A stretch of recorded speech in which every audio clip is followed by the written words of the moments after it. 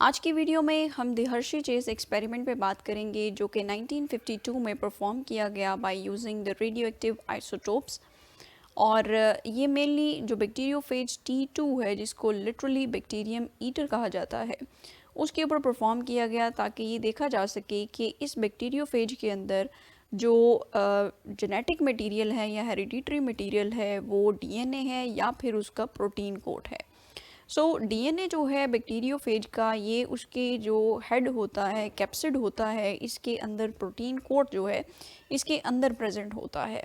और इसकी बॉडी के मेनली दो पार्ट्स होते हैं, हेड और टेल। हेड में कैप्सिड हेड है, ठीक है, जो कि प्रोटीन से मिलके बनता है। इसके अंदर डीएनए होता है, नेक्स्ट कॉलर है, और उसके बाद जो टेल सेगमेंट्स हैं, बेस प्लेट है, टेल फाइबर है, स्पाइक है।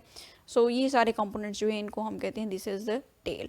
सो हर्शी चेज एक्सपेरिमेंट जो है it was basically designed to determine that whether protein या डीएनए जो है ये as a genetic material act करते हैं इस नए फेज की जो फॉर्मेशन होती है उसमें।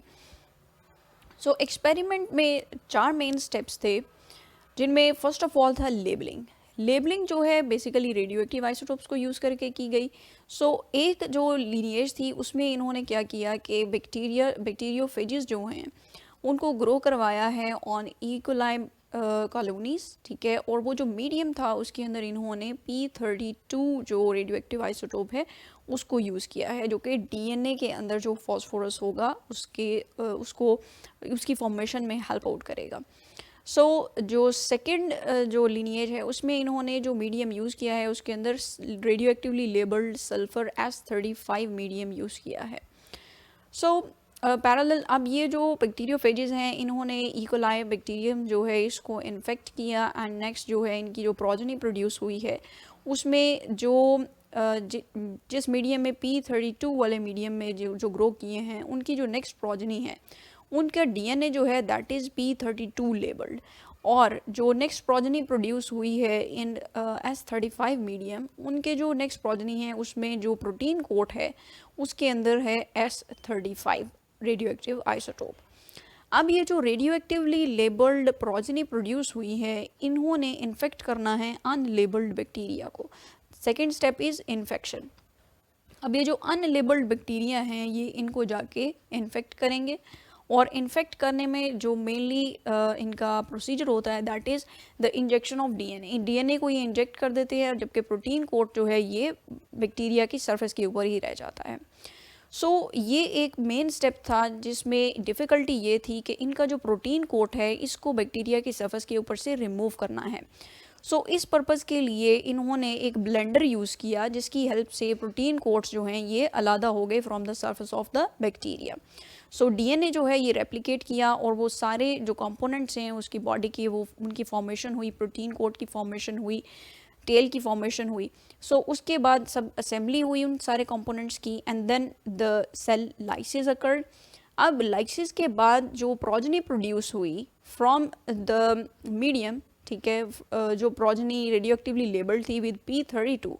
अब उन जो बैक्टीरियोफेजेस हैं उनके डीएनए के अंदर P32 जो रेडियो एक्टिव आइसोटोप है वो मौजूद था, जबकि जिनको ग्रो करवाया गया था ऑन S35 मीडियम उनमें जो S35 रेडियो एक्टिव आइसोटोप था वो प्रेजेंट नहीं था। दीज वर नॉट लेबल्ड, ठीक है, ये प्रोजनी जो थी दिस वाज अनलेबल्ड।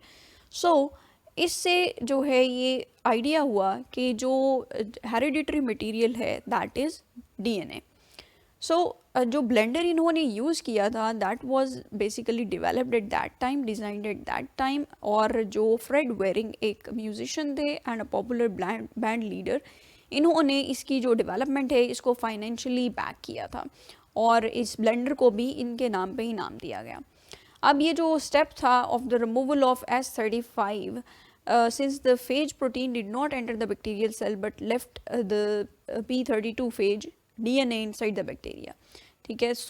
जो प्रोटीन कोड था वो तो बाहर ही रह गया, जबकि रेडियो एक्टिवली लेबल्ड जो डीएनए था वो बैक्टीरियोफेज इकोलाई के अंदर प्रेजेंट था। इस एक्सपेरिमेंट के रिजल्ट से ये आइडिया हुआ कि जो जेनेटिक मटेरियल है एटलीस्ट इन फेजेस के अंदर this is the DNA, and other than bacteria further ये सजेस्ट किया गया कि डीएनए जो है यूनिवर्सली भी हेरिडिटरी मटेरियल के तौर पे एक्ट करता है।